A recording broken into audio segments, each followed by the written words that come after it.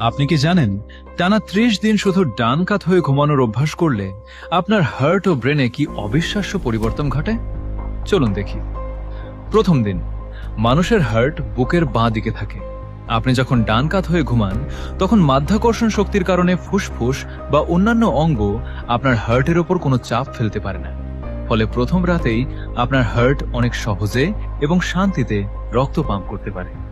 এক সপ্তাহ পর ম্যাজিক শুরু হবে আপনার নার্ভাস সিস্টেমে। ডান কাত হয়ে ঘুমালে আপনার ভেগাস নার্ভ অ্যাক্টিভ হয়ে যায়, যা ন্যাচারাল ভাবে আপনার ব্লাড প্রেশার এবং হার্টবিট কমিয়ে আনে। ফলে আপনার ঘুম আগের চেয়ে অনেক বেশি গভীর ও নিরবচ্ছিন্ন হবে। ২১ দিন পর এবার ম্যাজিক হবে ব্রেনে। ডান কাত হয়ে ঘুমালে ব্রেনের গ্লিম্ফ্যাটিক সিস্টেম সবচেয়ে ভালো কাজ করে। এটি সারাদিনের জমানো ব্রেনের বিষাক্ত টক্সিন বা বর্জ্য জাদুর মতো ধুয়ে পরিষ্কার করে দেয়।